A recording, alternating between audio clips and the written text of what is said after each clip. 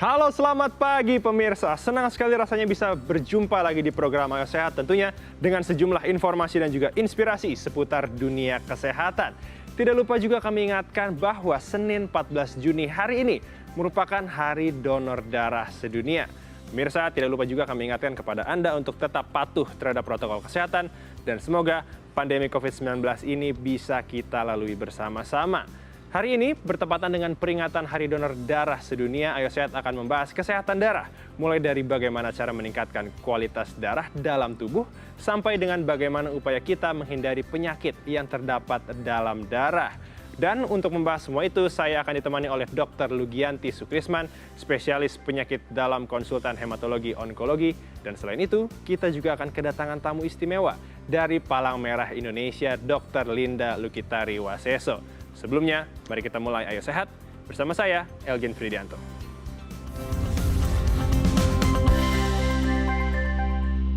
Pemirsa, darah yang terdapat dalam tubuh kita memiliki banyak tugas dan pekerjaan, mulai dari mengangkut oksigen, hormon, dan masih banyak lagi tugas darah yang dikerjakan di dalam tubuh kita. Melihat banyaknya tugas yang dilakukan oleh darah di dalam tubuh, sudah sepatutnya kita harus mengetahui kualitas darah di dalam tubuh kita sendiri. Hal ini harus kita lakukan guna menguatkan mata rantai kesehatan dalam tubuh kita. Nah, berikut informasinya untuk Anda. Pemirsa Ayo Sehat, sudahkah kita mengetahui fungsi darah yang ada pada tubuh kita? Ya, mulai dari mengangkut bahan atau zat makanan, oksigen, sisa-sisa metabolisme, dan hormon di dalam badan manusia, darah juga menjadi penjaga kadar asam basa cairan tubuh. Ini artinya cukup banyak pekerjaan yang dilakukan oleh darah untuk kesehatan tubuh kita. Komponen yang ada pada darah pun dibagi menjadi dua bagian, yaitu plasma darah dan sel-sel darah. Namun 90% dari kedua komponen tersebut merupakan komponen cair. Setelah kita mengetahui banyaknya tugas yang dikerjakan oleh darah, tentunya kita tidak ingin ada gangguan yang mengganggu fungsi darah dalam tubuh kita. Mengutip dari laman kompas.com, terdapat beberapa penyakit yang dapat mengganggu sistem peredaran darah pada tubuh. Di antaranya adalah hipertensi, anemia, varises, penyakit jantung, leukemia, dan ambeien. Selain beberapa penyakit yang mengganggu sistem peredaran darah, terdapat beberapa penyakit lain yang juga terdapat pada darah, baik yang ada pada sel darah merah maupun sel darah putih. Lalu bagaimana cara kita untuk dapat menjaga kualitas darah kita tetap sehat? Simak perbincangannya hanya di Ayo Sehat. Pemirsa, bersama saya sudah hadir Dr. Lugianti Sukrisman, dokter spesialis penyakit dalam konsultan hematologi onkologi. Selamat pagi Dr. Lugi. Selamat pagi. Bagaimana kabarnya, Dok? Alhamdulillah sehat. Alhamdulillah sehat. Nah, pemirsa perlu menjadi informasi bahwa Dr. Lugi dan juga seluruh kru yang bertugas pada pagi hari ini sudah menjalankan protokol kesehatan yang ketat dan juga sudah melakukan tes terhadap COVID-19. Nah, Dr. Lugi, kita langsung masuk ke tema. Sebenarnya berapa banyak sih kadar darah pada umumnya yang terdapat dalam tubuh manusia? Baik, darah itu terdiri dari dua komponen, yaitu sel darah dan cairannya. Kalau cairan darah itu volumenya 70 cc per kilogram berat badan, lebih kurang. Tetapi kalau sel, ada sel darah merah dan sel darah putih dan juga ada trombosit. Kalau sel darah merah, nilai normal pada laki-laki adalah 14 sampai 16, sedang perempuan adalah 12 sampai 14 gram persen. Ya. Kalau untuk batas minimumnya apakah ada, Dok? Kalau dikatakan rendah atau anemia, definisinya adalah laki-laki kurang dari 13 Hb-nya dan perempuan kurang dari 12 gram persen. Tapi pada wanita hamil, WHO menentukan batasnya 11 gram persen. Oke, baik. Kalau mungkin bisa menjelaskan nih Dr. Lugi ke pemirsa Ayo Sehat, sebenarnya fungsi darah dan cara kerja darah kita dalam tubuh itu seperti apa sih? Baik, darah itu mempunyai banyak fungsi, ya. Kalau sel-selnya, terutama untuk sel darah merah, dia adalah sebagai pembawa atau transport dari oksigen dari paru-paru ke berbagai organ tubuh, dan juga mengangkut kembali CO2 atau karbon dioksida ke dalam badan untuk dilepaskan dari pernafasan. Itu dari sel darah merah. Dia juga berfungsi dalam berbagai hal metabolisme. Sedangkan kalau sel trombosit gunanya untuk berperan dalam mencegah perdarahan dan pembekuan darah. Sedangkan leukosit untuk imunitas kita terhadap infeksi. Itu adalah sel-selnya. Tetapi darah juga terdiri dari berbagai komponen yang bukan sel, yang terdiri dari pembekuan darah, juga ada komponen-komponen lain seperti gula darah, kolesterol, dan berbagai metabolit kita bilang ya, zat-zat dalam tubuh yang berperan dalam metabolisme kita sehari-hari. Sehingga memang sangat penting untuk mempertahankan supaya fungsi-fungsi semuanya berjalan dengan baik. Baik dari selnya maupun dari komponennya. Baik. Oke, dokter, mungkin kita harus melanjutkan perbincangan kita. Usai jeda ini kita akan berbicara bagaimana sih cara meningkatkan kualitas dari darah kita nih. Pemirsa, jangan beranjak dulu karena Ayo Sehat akan segera kembali usai jeda.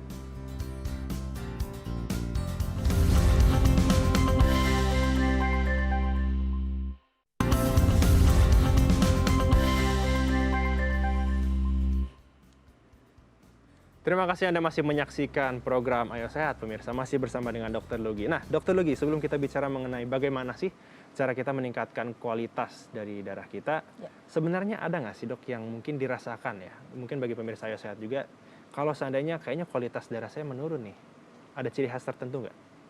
Ya, pada umumnya kalau seseorang itu mengalami HB yang rendah, yang kita kenal sebagai anemia, itu gejala yang dirasakan adalah cepat lelah.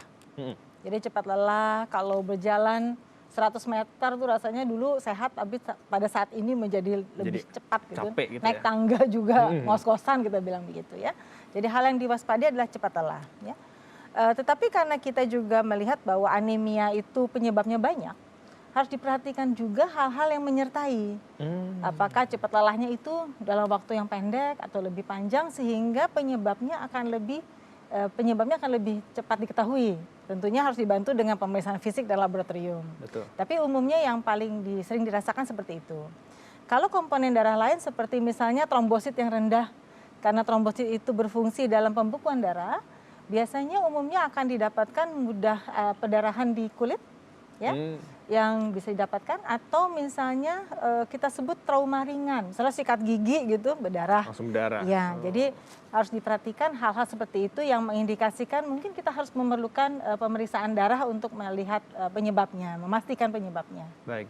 Oke, berikutnya dokter, bagaimana sih cara kita untuk meningkatkan kualitas darah kita? Yang pasti kalau kita meningkatkan itu harus sesuai dengan penyebabnya tadi ya. Kalau misalnya anemianya itu karena kekurangan zat besi ya, tentunya harus memberikan suplementasi zat besi ya, bisa berupa tablet. Pada beberapa kondisi yang akut misalnya ya, akut artinya dalam proses yang cepat dan berat mungkin memerlukan infus atau transfusi, beberapa kondisi, tidak semua. Tetapi kalau yang kronik bisa menggunakan zat besi dan juga makan makanan yang mengandung cukup zat besi ya. Tetapi juga ada juga kondisi yang tidak berkaitan langsung dengan sel. Misalnya darahnya cukup baik, tetapi kolesterol atau trigliseridnya sangat tinggi. Itu adalah komponen darah dalam komponen lemak dalam badan. Nah, tentunya itu akan juga mempengaruhi kualitas dari darah, karena kita ketahui komponen dari darah itu sel-selnya bukan hanya sel, tapi juga cairan-cairan yang kalau ekstrim, kadarnya sangat ekstrim, dia akan mempengaruhi kekentalan darahnya. Baik.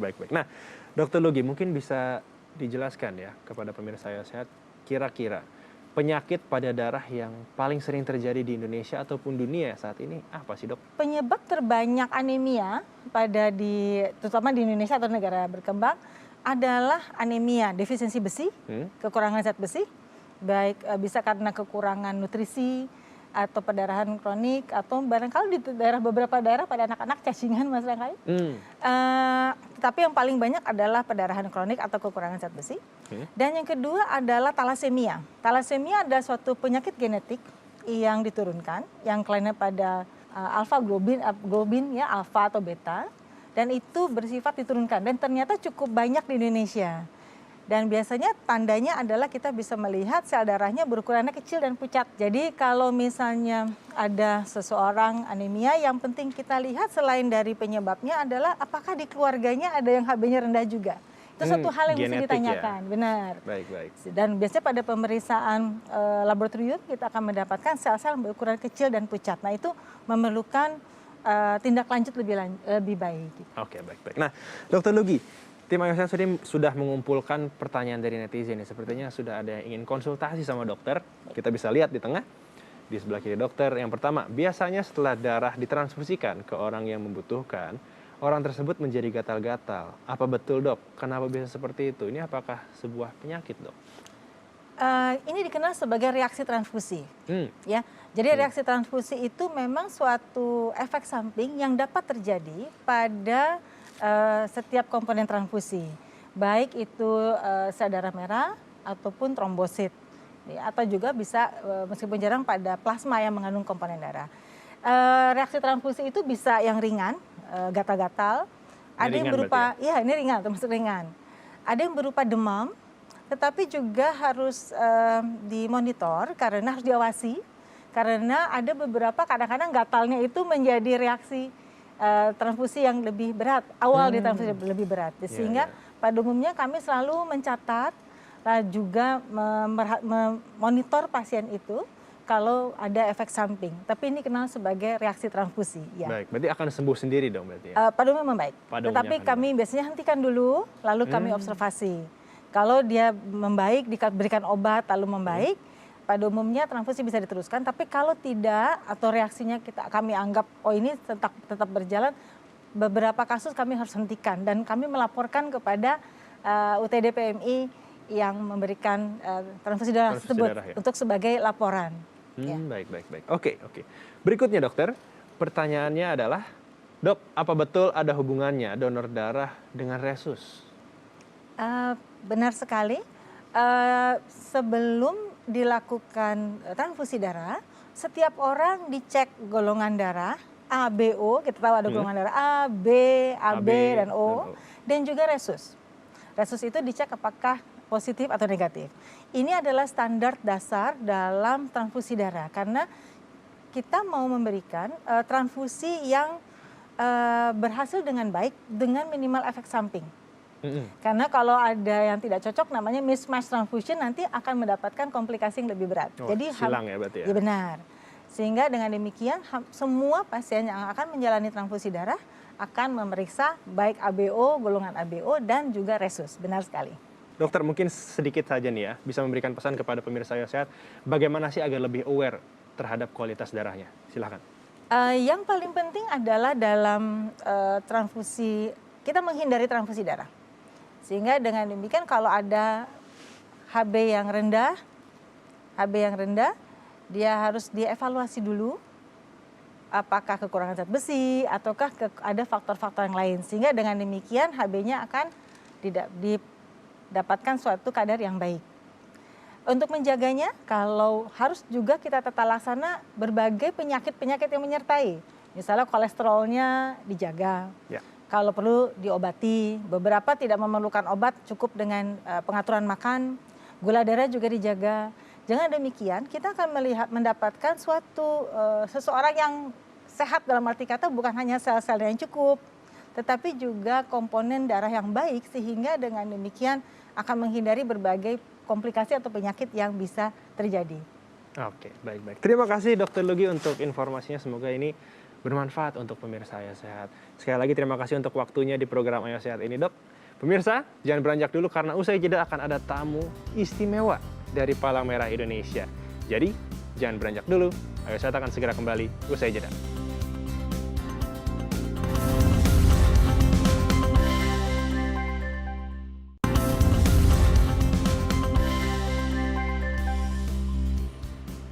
Anda kembali menyaksikan program Ayo Sehat pemirsa, dan saat ini sudah hadir bersama saya Dr. Linda Lukitari Waseso, Ketua Bidang Unit Donor Darah Palang Merah Indonesia Pusat. Selamat pagi Dr. Linda. Selamat pagi Mas El. Apa Bagaimana kabar? Kabar? Salam sehat. Salam sehat. Salam kemanusiaan. Salam kemanusiaan. Bagaimana dokter? Ini kita berjumpa lagi nih di program Ayo Sehat. Sekarang kita berjumpanya pas di Hari Donor Darah Sedunia nih dok. Iya betul, tanggal 14 Juni tanggal 14 itu diperingati Hari Donor Darah Sedunia. Mhm. Itu awalnya itu tahun 2004. Dari 2004? Iya, jadi Badan Kesehatan Dunia.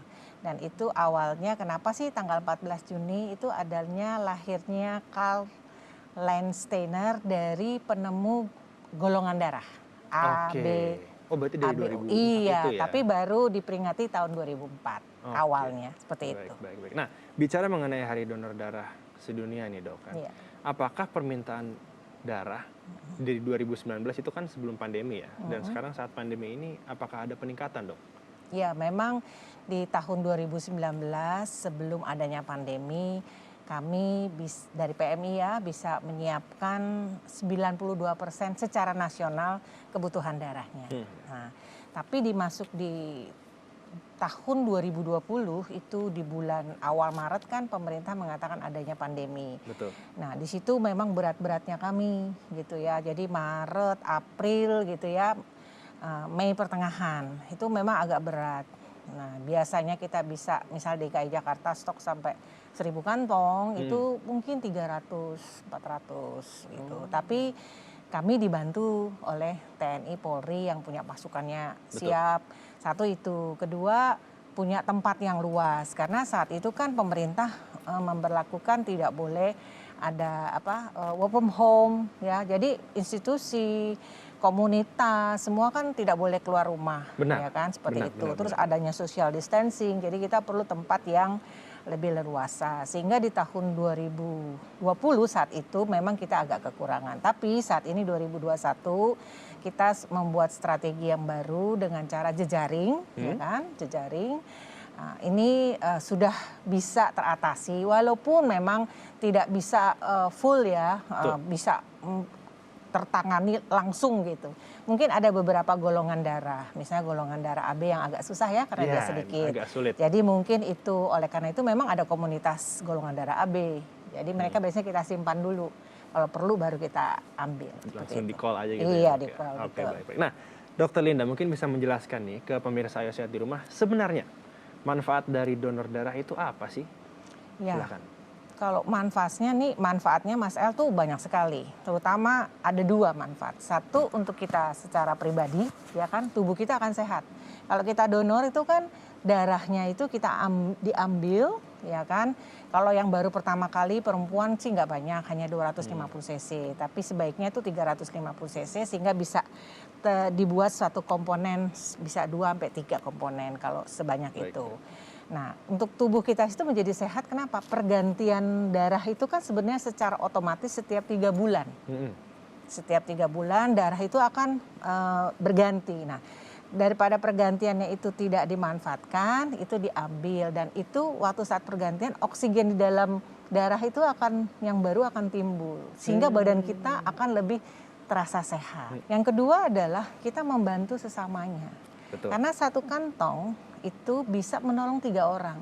Oh, Gitu, seperti itu. Oke. Itu manfaatnya. Jadi kalau untuk diri kita sendiri, satu, selain kita pemeriksaan gratis di PMI kan, Betul. periksa lab ya, periksa dokter gitu kan, kemudian periksa kita walaupun secara serologik ya, kita kan bukan diagnostik. benar. Jadi periksa HIV/AIDS, periksa hepatitis B, hepatitis C, sifilis. Nah, kalau nggak dapat surat dari kami berarti sehat.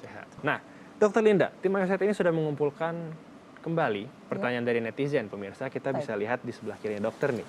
Oh, siap. Pertanyaannya, Dok, kalau sehabis divaksin, apakah bisa mendonorkan darahnya? Wah, ini banyak nih pertanyaannya nih, Dok, seperti ini. Silakan Dokter Dibala. Baik, terima kasih. Memang Palang Merah Indonesia sebelum adanya dikeluarkan oleh Persatuan Penyakit Dalam itu kita mengatakan diperbolehkan.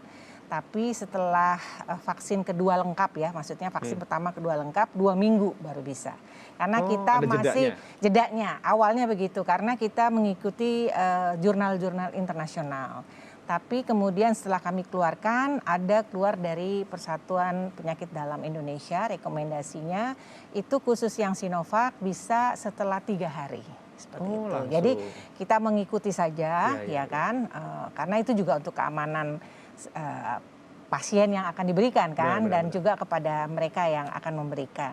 Jadi bukan berarti tidak boleh, tapi perlu waktu, jeda seperti itu. Berarti kalau untuk jenis vaksin lainnya ini akan berbeda ya, Dok ya? Jedanya? Jedanya mungkin kalau yang sekarang ini AstraZeneca, kalau dari kami kurang lebih 7 hari dari vaksin kedua. Tapi kami menganjurkan sebelum vaksin, yuk donor. Gitu. Oh, justru itu dulu. Ya, kuncinya sih sebenarnya di situ.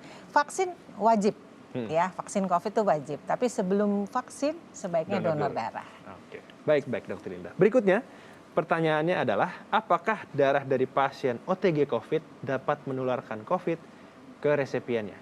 Bagaimana ini, Dok?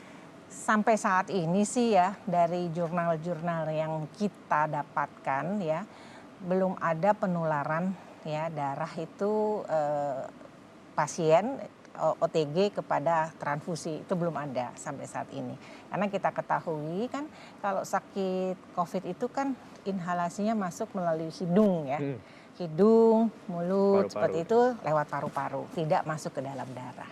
Seperti itu. Oh, mungkin terakhir ya, Dokter Linda Apa? mungkin bisa memberikan di Hari Donor Darah Sedunia ini, bisa memberikan pesan kepada pemirsa Ayo Sehat seperti apa? Ya. Silakan. Di Hari Donor Darah ini kan temanya adalah Give Blood and Keep the World Beating. Artinya berikan darahmu dan jaga dunia tetap berdetak atau tetap terjaga. Oleh karena itu saya menghimbau, sebelumnya sih saya berterima kasih dulu kepada pahlawan-pahlawan kemanusiaan yang secara sukarela dan rutin, itu penting. Kenapa rutin? Karena kalau kita rutin kita udah tahu kesehatannya berarti terjaga. Betul. Seperti itu. Sehingga dunia dengan maksudnya adalah seluruh dunia termasuk di Indonesia, ketersediaan darahnya tetap ada, dan menghimbau bagi para milenial kayak Mas El ini untuk berdonor darah. Betul, dan milenial. sebagai gaya hidup nantinya. Dan itu adalah ucapan terima kasih kami dalam rangka Hari Donor Darah kepada pahlawan-pahlawan kemanusiaan. Dan bagi mereka yang belum, ayo donor dong. Karena pasien tetap menanti darah Anda. Oke, Seperti baik. itu. Terima kasih Dokter Linda untuk Sama-sama. informasinya. Semoga ini bermanfaat ya tentunya untuk pemirsa Ayo Sehat. Ayo donor darah. Usai sudah 30 menit, saya dan juga Dokter Linda dan juga Dokter Lugi menemani Anda di program Ayo Sehat edisi kali ini. Tetap saksikan program Ayo Sehat setiap hari Senin hingga hari Jumat pukul 10.30 waktu Indonesia bagian Barat. Hanya di Kompas TV, independen, terpercaya. Saya Algin Fredianto bersama dengan Dokter Linda pamit undur diri. Ingat, tetap patuhi protokol kesehatan. Jaga jarak, mencuci tangan, dan juga menggunakan masker. Sampai jumpa.